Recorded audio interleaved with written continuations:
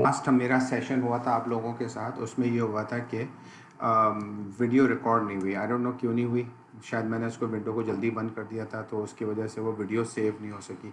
तो मैंने सोचा कि जो है आप लोगों को लास्ट पार्ट का जो वीडियो है वो भी मैं आपके लिए अवेलेबल कर लूँ। तो जो है इसमें मैंने आपको स्टैट विकी की जो वेबसाइट थी, कोलाबरेशन, स्टैट विकी कोलाबरेशन, वो भी दिखाई थी आपको। तो ये हम यहाँ पे चले गए थे और यहाँ पे हमने एक्सप्लोरेटरी फैक्टर एनालिसिस को क्लिक किया था और ये वीडियो मैंने आपको बता रहा था, इसकी जो वेबसाइट थी इसके हवाले से आपसे गुफ्तगू कर रहा था। तो जो है ये हमारा वही डेटा है जिसके ऊपर मैंने आपके साथ जो है पूरी एनालिसिस की थी। तो हम इसमें किस तरीके से करते हैं कि हम जब इसके फैक्टर्स कैसे बनाते हैं, एनालिसिस में जाते हैं और डायमेंशन रिडक्शन में जाते हैं और फैक्टर्स में जाते हैं। जब ये अगर ये लेबल दिखा रहा है, इस देखिए जो चीज़ यहाँ पे लिखा हुआ है स्मार्टफोन अलाउज मी, तो स्मार्टफोन अलाउज मी, ये अगर आप इसको वेरिएबल की शक्ल देना चाहते हैं तो डिस्प्ले वेरिएबल नेम कर दें। तो इस तरह से करने के बाद हम तमाम जो वेरिएबल्स होते हैं इनको सेलेक्ट करते हैं एक साथ और सेलेक्ट करने के बाद इस बॉक्स में, वेरिएबल बॉक्स में डाल देते हैं और डिस्क्रिप्टिव स्टैटिस्टिक्स में जाते हैं, केएमओ एंड बार्टलेट टेस्ट में जाते हैं। केएमओ एंड बार्टलेट टेस्ट मैंने आपसे डिस्कस किया था, क्या करता है ये हमें ये बताता है कि जो हमारे पास डेटा सेट है ये इसके ऊपर फैक्टर एनालिसिस अप्लाई किया जा सकता है कि नहीं किया जा सकता है। ये टेस्ट करता है कि दो टेस्ट होते हैं, केएमओ, कैसर मायर ऑल्किन टेस्ट, और दूसरा होता है बार्टलेट टेस्ट। तो बार्टलेट टेस्ट और केएमओ टेस्ट दोनों, इसको मैं भी आपको आगे एक्सप्लेन भी करूँगा आपको। वैसे तो लेक्चर में मैं कर चुका हूँ लेकिन वीडियो बनाने के लिए आपके लिए कर रहा हूँ। इसको हम केएमओ एक्सट्रैक्शन में जाते हैं क्योंकि मॉडल हमें पहले से मालूम है। अगर आप जो है गौर करें तो आपके साथ जो है मैंने जो पेपर डिस्कस किया था, इस पेपर में अगर आप देखें तो उसमें क्या है कि हम पहले से ही मॉडल जानते हैं। हम पहले से मॉडल जानते हैं कि हमारा जो है मॉडल क्या है ना। यानी कि कन्वीनियंस, सोशल मीडिया, वो सोशल इन्फ्लुएंस और जो है सोशल नीड, वो हमारे इंडिपेंडेंट वेरिएबल है। वो सब मिलके क्या करते हैं, ये जो मॉडल है हमारा स्टूडेंट डिपेंडेंस ऑन स्मार्टफोन, ये मॉडल हमें पहले से, तो कितने वेरिएबल इसमें, 1 2 3 4 5 वेरिएबल्स होने चाहिए। ये हमारा कंसेप्ट, एक्सक्यूज मी, ये हमारा कंसेप्चुअल मॉडल है जिसको हम टेस्ट करना चाहते हैं। तो 5 वेरिएबल है, हमें पहले से मालूम है कि हमारे पास 5 वेरिएबल होंगे। तो हम फिक्स नंबर ऑफ फैक्टर्स, तो यहाँ पे लिख देंगे 5 फैक्टर्स हमें चाहिए। तो अगर जब हम एक्सप्लोरेटरी फैक्टर एनालिसिस करते हैं तो वहाँ पर दो सिचुएशन हो सकती है। एक सिचुएशन तो ये होती है कि जी हम एक्सप्लोरेटरी आइगन वैल्यू की बेस के ऊपर जो है डिटरमिन करें कि कितने फैक्टर्स बनने चाहिए, eigen value based on eigen value. लेकिन क्योंकि हमारे पास एक कंसेप्चुअल मॉडल पहले से मौजूद है और हमें पता है कि पांच फैक्टर्स होने चाहिए, एक्सक्यूज मी, तो हमने 5 फैक्टर्स जो है वो पहले से बना लिए। तो हमने 5 फैक्टर्स यहाँ पे हम बना रहे हैं, तो इसलिए हम इसको यहाँ पे ये कह रहे हैं। तो मैंने आपके साथ जो बात कही थी कि ये में 2 पेपर हैं और आपको रीडिंग में मैंने कहा था कि जोला का पेपर है 2008 का, ये भी आपने पढ़ना है। ये हम अपने नेक्स्ट लेक्चर में डिस्कस करेंगे। तो 5 फैक्टर्स हमने यहाँ पे लिखा और कंटिन्यू किया और उसके बाद रोटेशन में जाके हमने वेरी मैक्स सेलेक्ट कर लिया। अच्छा, अब ये इसमें 5 किस्म के रोटेशन का मेथड है। तो इसमें जो है इसके बारे में क्या है कि आप ये देखिए, ये रोटेशन टाइप ऑर्थोगोनल जो है वेरीमैक्स है, क्वार्टीमैक्स है, इक्विमैक्स है, ऑब्लिक में, डायरेक्ट ऑब्लियम है। तो हम जो है सोशल साइंस में ज़्यादातर जो है ना, ये वेरीमैक्स का जो मेथड है मोस्ट कॉमनली ये यूज़ होता है। ये क्या करता है, मिनिमाइज करता है number of variables with extreme loading. जो बहुत ज़्यादा लोडिंग हो रही होती है उसके मुकाबले में उसको मॉडरेट तरीके से लाके और ज़्यादा से ज़्यादा आइटम्स को लोड करने की कोशिश करता है किसी भी एक पर्टिकुलर फैक्टर में जिससे वो क्लोज होता है। And make it possible to identify a variable with a factor. किसी वो आइटम्स जो ऑब्जर्व वेरिएबल्स होते हैं उनको जो है किसी न किसी फैक्टर के साथ एसोसिएट करने में हेल्प करता है। तो हम क्लिक किया वेरी मैक्स, ठीक है, और रोटेटेड सोल्यूशन ये पहले बाय डिफ़ॉल्ट ही चेक होता है, स्कोर की हमें ज़रूरत नहीं है। ऑप्शन में जाके हम सॉर्ट बाय साइज़ कर देते हैं, जो फैक्टर लोडिंग होती है उसको सॉर्ट कर दे साइज़ के हिसाब से। और यहाँ पे जाके हम इसकी लोडिंग कर देते हैं, मिनिमम लोडिंग हम कर देते हैं 0.550। अब देखिए ये जो हमें क्या बताता है, ये जो बात है ना 0.5 जो मैंने लिखा, ये डिपेंड करता है नंबर ऑफ किसके ऊपर, जो है आपका सैम्पल साइज़ क्या है। ये देखिए यहाँ पे अगर देखें आप यहाँ पे, तो यहाँ पे इन्होंने जो है ना एक रूल ऑफ थंब बनाया हुआ है, अगर आपके पास सैम्पल साइज 50 है तो फैक्टर लोडिंग करते वक्त आपकी फैक्टर लोडिंग 0.75 से कम नहीं होनी चाहिए। तो अगर हमारे पास तो 337 है, तो 337 तो वी हैव मोर देन 250, तो हम 0.35 तक जा सकते हैं। लेकिन फिलहाल हमने जो है ना इसको आप कर सकते हैं 0.35 टू स्टार्ट विथ, तो ये आपके लिए हमेशा रेफरेंस पॉइंट ये रह सकता है कि 0.35 आप 250 से अबव पे फैक्टर लोडिंग ले सकते हैं। ठीक है, इसको हमने 0.5 किया हुआ, तो आप इसको 0.35 करना चाहते हैं तो even then it's okay, no problem with that. ठीक है, 0.35 आप रख दें, कंटिन्यू कर दें और इसको ओके कर दें। तो ये देखिए ये फैक्टर एनालिसिस पूरा रन हो गया। ये देखिए यहाँ पे इस पर आप देख रहे हैं, यहाँ पे लेफ्ट कॉलम में ये जो है सबसे पहले इसने जो हमने टेस्ट दिए थे क्या था, केमन बार्टलेट टेस्ट है, कॉमनैलिटीज़ है, टोटल वेरिएंस एक्सप्लेन्ड है, कंपोनेंट मैट्रिक्स है, रोटेटेड कंपोनेंट मैट्रिक्स है। इसमें हमारे काम की क्या बात है, ये केमो एंड बार्टलेट टेस्ट है। ये जो टेबल है ये देखिए केमो की वैल्यू है, केमो की वैल्यू जो है 0.8 से अबव होती है तो हमारी, और 0.9 से कम होती है तो हम इसको कहते हैं मेरिटोरियस है, यानी कि बहुत अच्छा है। इस वेबसाइट में इन्होंने ये जो है यहाँ पे भी स्टैंडर्ड वैल्यूज़ दी हुई है हमारे पास, कि अगर 90 से अबव है, 90s में है तो हमारे पास मार्वलस है, और 80s में है तो मेरिटोरियस है, और 70s में है तो मिडलिंग है, और 60s में है तो मीडियोकर है, और 50 में है तो मिजरेबल है, और लेस देन 50 है तो अनएक्सेप्टेबल है। तो माशाल्लाह से हमारा 0.889 है, इसका मतलब है कि मेरिटोरियस है। और सिग्निफिकेंट वैल्यू ये तो इसका मतलब बहुत अच्छा है ये हमारा, तो हमारे के इससे हमें ये पता चलता है कि हमारे पास फैक्टर इतना है कि हम इसके हमारे पास जो डेटा इस काबिल है कि इसके ऊपर हम फैक्टर एनालिसिस अप्लाई कर सकते हैं। दूसरे नंबर पे अच्छा इसकी क्या डिटेल है, किस तरीके से डिटरमिन करना है, हम स्टैट्स के स्टूडेंट्स नहीं है तो हमें इसके लिए जानने की ज़रूरत भी नहीं है। हम जब गाड़ी स्टार्ट कर रहे होते हैं ना गाड़ी की, तो हमें ये देखना होता है कि गाड़ी की चाबी जो है ना कहाँ से लगती है और कहाँ से स्टार्ट होता है। आजकल नई गाड़ी आ गई है जिसमें चाबी की ज़रूरत ही नहीं होती, उसमें बटन दबाओ तो स्टार्ट हो जाती है गाड़ी। तो हमें ये पता होना चाहिए कि वो बटन किधर है, बस वो बटन दबाना है, गाड़ी स्टार्ट हो गई है, गाड़ी स्टार्ट हो गई, अब गियर डालें और आगे चलाएं। अब वो पीछे से क्या उसका फंक्शन चल रहा है, ये मैकेनिक्स के जानने का काम है, हमारा काम नहीं है, या ऑटोमोबाइल इंजीनियर का जानने का काम है। इसी तरीके से हमें ये देखना है कि केएमओ के टेस्ट की क्या वैल्यू होनी चाहिए। हमें ये पता चलेगा कि 0.889 है जो कि मेरिटोरियस है, इसका मतलब है कि हम इसका मतलब क्या निकालेंगे, इसका मतलब हम ये निकालेंगे कि हम फैक्टर एनालिसिस अप्लाई कर सकते हैं। अच्छा, बार्टलेट टेस्ट की हमने क्या देखना है, ये वैल्यू को चीज़ है, ये इसकी चीज़ की भी रेफरेंस इसी वेबसाइट से आप देख सकते हैं।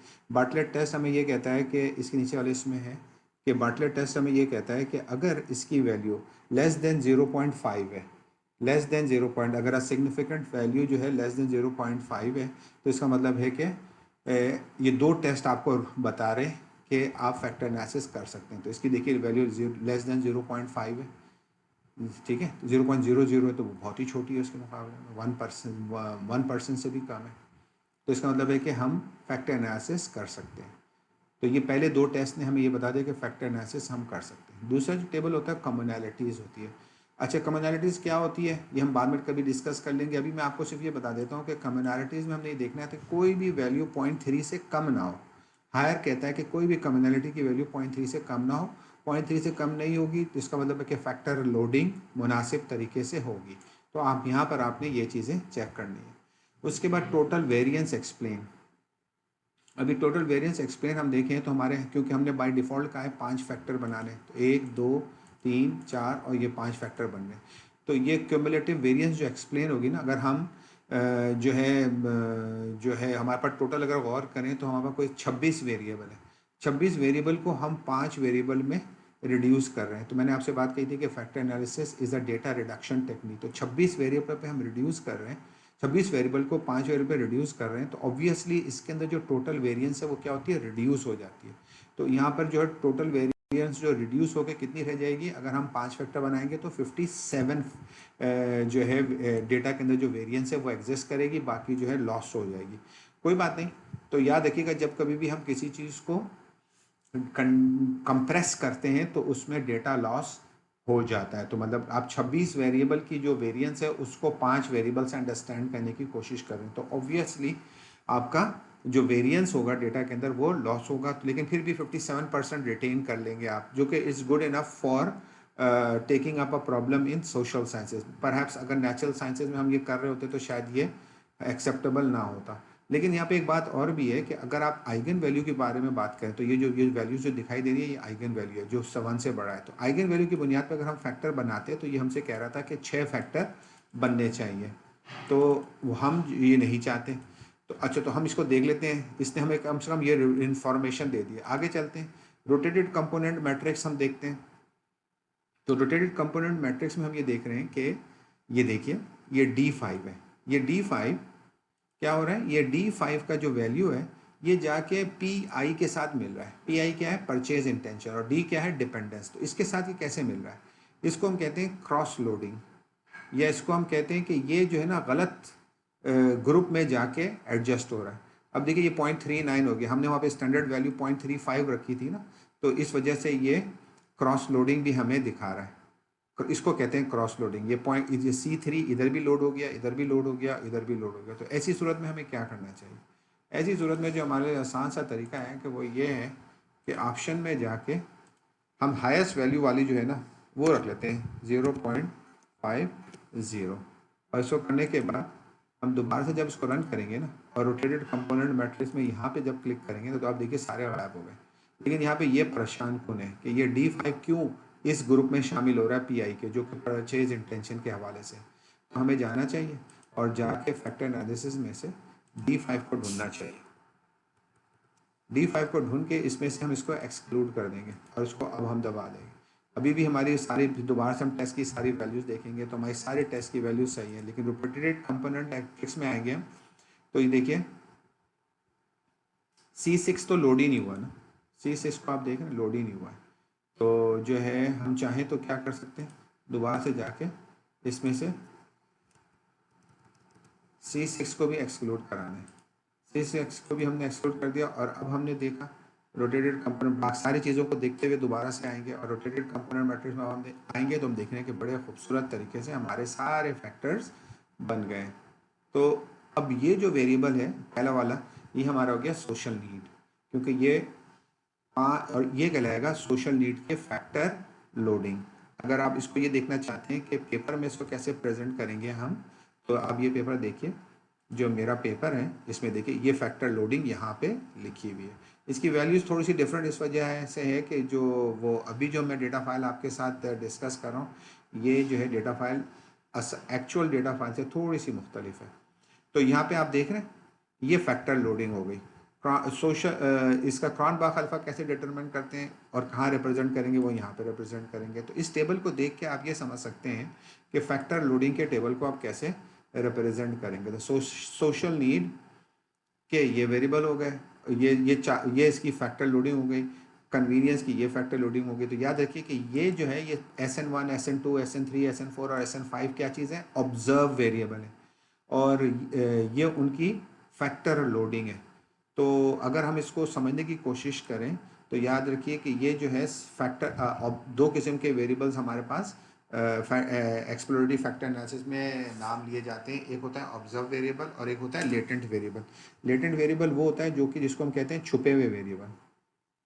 तो सोशल नीड जो है देखिए, जैसे यहाँ पे आप देख रहे हैं सोशल नीड, तो सोशल नीड जो है उसको हमने एलिप्स से रिप्रेजेंट किया हुआ है।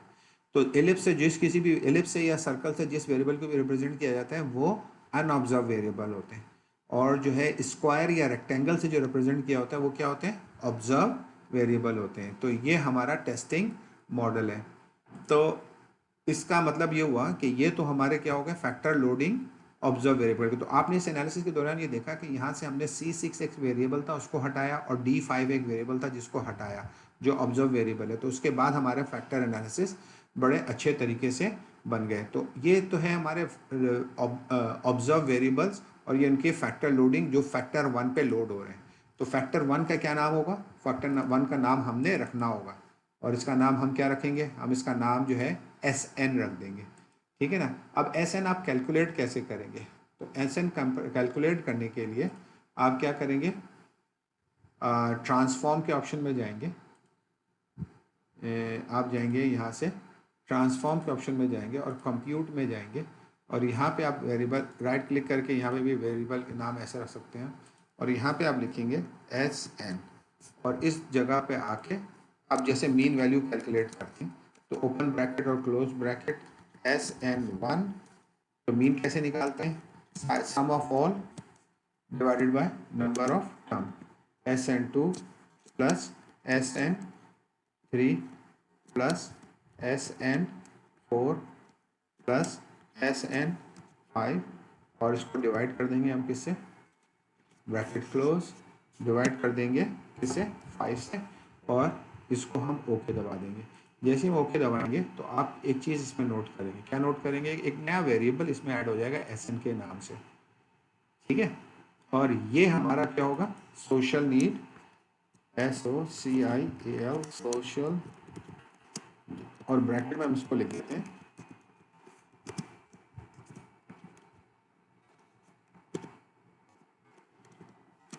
Latent variable. अब ये हमारे पास ये वेरिएबल बन गया सोशल नीड का। तो अब आपको मैंने काम ये दिया था कि इसी तरीके से आप बकिया वेरिएबल बना लेंगे। तो इसी तरीके से आप दोबारा से ट्रांसफॉर्म में जाएंगे, कंप्यूट में जाएंगे। अच्छा, जब आप इसको बनाएंगे ना तो अब ये C6 को नहीं शामिल करेंगे क्योंकि आपके जो फैक्टर लोडिंग में था C6 को आपने क्या कर दिया था, एक्सक्लूड कर दिया था और इसी तरीके से D5 को भी आपने एक्सक्लूड कर दिया था। तो फैक्टर लोडिंग से हमें यही पता चलता है कि जो हमारे आइटम ऐसे लोड हो जाते हैं, ऑब्जर्व वेरिएबल किसी लेटेंट वेरिएबल के लिए प्रॉपर तरीके से लोड हो जाते हैं with a factor loading, appropriate factor loading, तो फिर हम उसको कंसिडर करते हैं कंप्यूट करने के लिए। इसी तरीके से आपने सारे वेरिएबल्स कंप्यूट करने, ये मैंने आपको काम दिया था और यहाँ पे ये जो है इस तरह से ये बात मुकम्मल हो जाती है। अगला लेक्चर जो है ना वो मैं आपके साथ अगले जो है जो वीडियो बना लूँगा तो उसके मैं आगे उससे आपके साथ गुफ्तगू करूँगा। तो यहाँ पे ये बात ख़त्म होती है, ठीक है। उम्मीद है कि आप लोगों को ये बात जो है समझ में आ जाए।